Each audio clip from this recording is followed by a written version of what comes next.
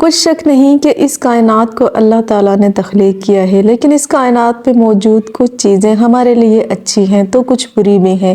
جیسے کہ کچھ جانور ہمارے لیے فائدہ مند ہیں تو کچھ نقصان دہ، کچھ پھل ہمارے لیے فائدہ مند ہیں تو انہیں ہم خوراک کے طور پر استعمال کرتے ہیں، تو کچھ پھل بے حد زہریلے بھی ہوتے ہیں۔ اسی طرح تمام ہی پرندے دیکھنے میں اچھے لگتے ہیں، پیارے لگتے ہیں، لیکن کچھ پرندے انسانوں کے لیے بے حد فائدہ مند ہیں۔ اگر ہم ان پرندوں کو صدقہ دیتے ہیں تو ہمارے رزق میں اضافہ ہوتا ہے، لیکن اسلامی تعلیمات کی روح سے کچھ پرندے ہمارے لیے برے بھی ہیں۔ کچھ پرندے ایسے بھی ہیں جن کا ہونا فائدہ مند نہیں، الٹا نقصان دہ ہے، کیونکہ وہ پرندے ہمارے گھر میں رزق کی تنگی اور اچانک بدنصیبی کی وجہ بنتے ہیں۔ ان پرندوں کو شیطان کا دوست پرندہ بھی کہا جاتا ہے، کیونکہ اس کی وجہ ابھی آپ کو سمجھ میں آ جائے گی۔ آج کی ویڈیو میں آپ کو نہ صرف گھر میں غربت، مصیبتیں اور پریشانیاں لانے والے شیطان کے دوست پرندوں کے بارے میں بتائیں گے، بلکہ ایک ایسے پرندے کے بارے میں بھی بتائیں گے جو کہ گھر میں دولت، پیسہ اور خوشیاں لانے کی وجہ بنتا ہے۔ چھوٹی سی ویڈیو ہے، آخر تک ضرور دیکھیے گا اور بالکل بھی اسکپ مت کیجیے گا۔ جب بھی اللہ تعالیٰ کی اڑنے والی مخلوق یعنی پرندوں کی بات آتی ہے تو بابا فرید گنج شکر رحمۃ اللہ علیہ کا ذکر ضرور آتا ہے۔ بابا فرید رحمۃ اللہ علیہ پاک پٹن میں رہا کرتے تھے۔ اللہ تعالیٰ نے بابا فرید کو ویسے تو بہت سارے معجزات عطا کر رکھے تھے، لیکن بابا فرید کا ایک معجزہ یہ بھی تھا کہ بابا فرید پرندوں سے بات چیت کر سکتے تھے، پرندوں کی بولی کو سمجھ سکتے تھے۔ بابا فرید کے صحن میں ایک درخت ہوا کرتا تھا۔ شام کے وقت بابا فرید درخت کی چھاؤں کے نیچے بیٹھے ہوئے تھے۔ گاؤں کے کچھ اور لوگ بھی بابا فرید کے پاس بیٹھے تھے۔ اب گاؤں کے لوگ یہ دیکھتے ہیں کہ کچھ پرندے جب درخت پر آ کر بیٹھتے ہیں، کیونکہ آپ جانتے ہیں کہ شام کے وقت پرندے اپنے اپنے گھونسلوں میں لوٹتے ہیں۔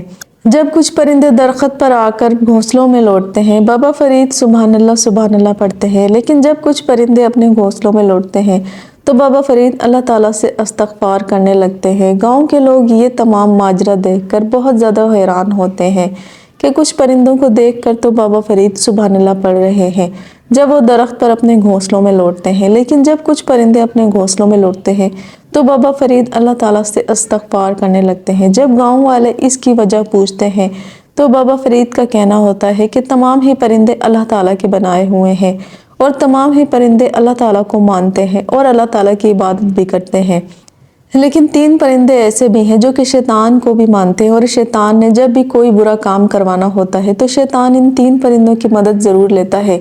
شیطان کا دوست پہلا پرندہ ہے کوا۔ کوے کے اندر یہ صلاحیت پائی جاتی ہے۔ کوا نہ صرف شیطان کو دیکھ سکتا ہے بلکہ جنات کو بھی دیکھ سکتا ہے اور بلاؤں کو بھی۔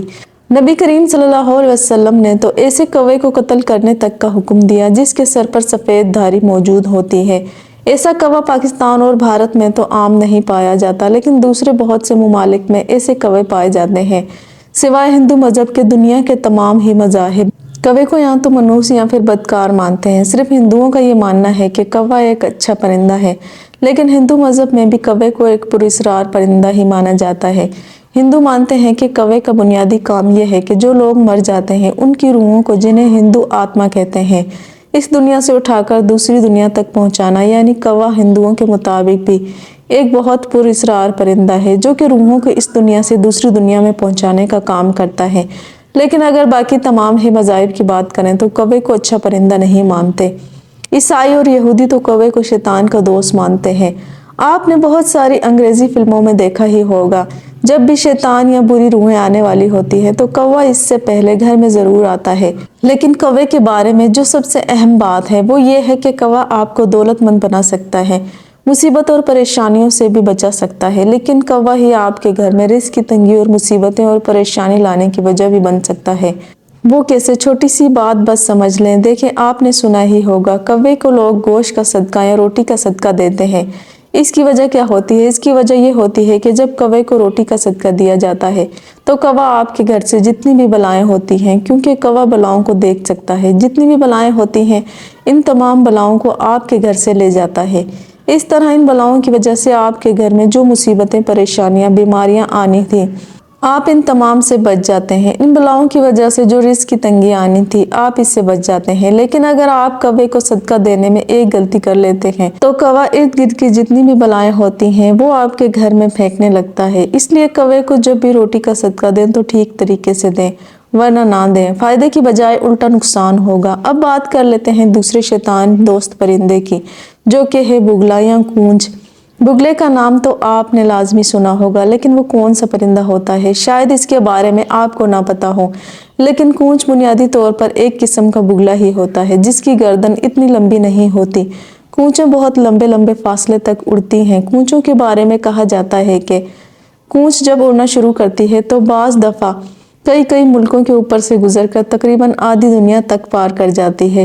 کونچیں جو ہوتی ہیں وہ اکثر آپ کو رات کے وقت بھی اڑتی نظر آتی ہیں، ایک مخصوص قسم کی جو آپ کو پرندوں کی آواز آتی ہے، اور جب آپ آسمان پر دیکھتے ہیں تو آپ کو کوئی پرندہ نظر نہیں آتا تو وہ بنیادی طور پر کونچ ہی ہوتی ہے، کیونکہ کونچ بہت تیز اڑتی ہے اور عام طور پر جوڑی میں اڑتی ہے، تو یہ بہت تیزی سے آپ کے سر سے گزر جاتی ہیں۔ اس طرح رات کے وقت اگر آپ کبھی چھت پر سوئے ہوں تو آپ کو آسمان پر پرندوں کا ایک جھنڈ اڑتا نظر آتا ہے جو کہ قطار باندھے کہیں جا رہے ہوتے ہیں، اور یہ سفید رنگ کے ہوتے ہیں، یہ بھی کونچیں ہی ہوتی ہیں۔ کونچ کے بارے میں بھی یہ ماننا ہے یہ ایک پراسرار پرندہ ہے جو کہ راتوں کو بہت تیزی سے اڑ کر شیطان کو لوگوں کی خبریں دیتا ہے۔ شیطان کا تیسرا دوست پرندہ چیل ہے۔ چیل بنیادی طور پر تنہائی پسند پرندہ ہے۔ آپ نے اکثر دوپہر کے وقت چیلوں کو اکیلا اڑتے دیکھا ہوگا۔ چیل کبھی بھی دوسری چیزوں کے ساتھ نہیں اڑتی، اور چیل ایسی جگہ پر بسیرا کرتی ہے جہاں کوئی نہیں ہوتا۔ لیکن اب مسئلہ یہاں آ جاتا ہے کہ آپ نے اکثر گھروں پر دیکھا ہوگا جن کی چھتوں پر کوئی نہیں چڑھتا، لیکن اکثر وہاں چیلیں بیٹھی ہوتی ہیں۔ اب چیل جس گھر پر بیٹھنا شروع ہوتی ہے، چیل اللہ تعالیٰ سے دعا کرتی رہتی ہے، یا اللہ یہاں ویرانی ہو جائے، یہاں سب سنسان ہو جائے، کوئی بھی نہ بسے، تاکہ یہاں تنہائی رہے اور میں یہاں آرام سکون سے اپنا وقت بسر کر سکوں۔ اس لیے کہا جاتا ہے کہ غیر ضروری طور پر چیلوں اور کووں کو گوشت نہیں ڈالتے رہنا چاہیے۔ اگر آپ کو کوئی عمل بتاتا ہے تب عمل بس ایک ہی بار کرنا چاہیے، مہینے میں اس سے زیادہ چیلوں اور کووں کو کبھی بھی گوشت نہیں ڈالنا چاہیے، کیونکہ اگر اس کو آپ معمول بنا لیتے ہیں تو ہر دوسرے یا تیسرے دن چیلوں اور کووں کو گوشت ڈالنا شروع کر دیتے ہیں، تو ہو سکتا ہے کہ کوئی چیز آپ کی چھت پر آ کر بیٹھنا شروع ہو جائے۔ تو اب بات کر لیتے ہیں اس پرندے کی جو کہ بہت ہی برکت والا ہے، اور جس کے ساتھ اگر آپ ایک کام کر لیتے ہیں تو آپ کے گھر سے رزق، دولت اور برکت کبھی ختم نہیں ہوں گے۔ وہ پرندہ ہے کبوتر۔ کبوتر کے بارے میں آپ نے ضرور سن رکھا ہوگا۔ کبوتر تمام ہی پرندوں میں سب سے زیادہ اللہ تعالیٰ کی عبادت کرنے والا پرندہ ہے۔ اگر آپ نے کبھی اپنے گھر میں کبوتر پالے ہیں یا پھر آپ کسی ایسی مسجد یا مزار کے پاس سے گزرے ہیں جہاں کبوتر رہتے ہیں، تو آپ نے اکثر رات کے وقت کبوتروں کو بولتے ضرور سن رکھا ہوگا۔ کبھی آپ غور سے سنیے گا، کبوتر اصل میں جب بولتا ہے تو ہمیں تو اس کی زبان سمجھ میں نہیں لگتی، لیکن اگر آپ کبوتر کی آواز کچھ دیر کے لیے سنیں گے اور آنکھیں بند کر کے سنیں گے، آپ کو بالکل ایسا لگے گا کہ کبوتر اللہ تعالیٰ کو یاد کر رہا ہے۔ کبوتر سب سے زیادہ عبادت کرنے والا پرندہ ہے، اس لیے جو کوئی بھی کبوتروں کو دانہ یا پانی ڈالنا شروع کر دیتا ہے تو اس کے حالات بہت جلد بدل جاتے ہیں۔ اس کے گھر میں برکت ہی برکت ہوتی ہے، دولت، رزق، پیسہ آنے لگتا ہے، کیونکہ کبوتر جس گھر میں بھی دانہ کھا کے جاتا ہے یا پانی پی کر جاتا ہے اس کے لیے دعا ضرور کرتا ہے، اور کیونکہ کبوتر ہر وقت اپنی زبان پر اللہ کا نام رکھتا ہے، اللہ کا نام پڑھتا رہتا ہے، ہر وقت اس کے لیے کبوتر کی دعا اتنی تیزی سے قبول ہوتی ہے آپ سوچ بھی نہیں سکتے۔ اس لیے اگر آپ کبوتر کو دانہ ڈالیں، ورنہ پانی ہی اپنی گھر کی چھت پر رکھ سکتے ہیں۔ باقی بات رہی آپ کیسے کبوتروں کے لیے دانہ اور پانی رکھیں، تو بس آپ نے اس چیز کا ارادہ کر لینا ہے، جو بھی دانہ ڈال رہا ہوں میں کبوتروں کے لیے ڈال رہا ہوں، پھر چاہے آپ کا دانہ چڑیا کھا جائے یا پھر کبوتر کھا جائے یا کوئی اور پرندہ، پھر آپ کا ڈالا ہوا دانہ جو بھی پرندہ کھا کر جائے، لیکن آپ کو وہی فائدہ ہوگا جو کبوتر کے دانہ کھانے پر آپ کو ہوتا ہے۔ اس لیے اگر آپ افورڈ کر سکتے ہیں تو دانہ ڈالیں، ورنہ اپنی چھت پر پانی رکھنے کا تو کوئی پیسہ نہیں لگتا۔ امید کرتی ہوں آج کی ویڈیو آپ کو پسند آئی ہوگی۔ ویڈیو پسند آئی ہو تو لائک کر دیں، زیادہ سے زیادہ اس ویڈیو کو تمام دوستوں کے ساتھ شیئر کریں، اور مزید ویڈیوز دیکھنے کے لیے ہمارے چینل اسلام جنت ہے کو سبسکرائب کریں۔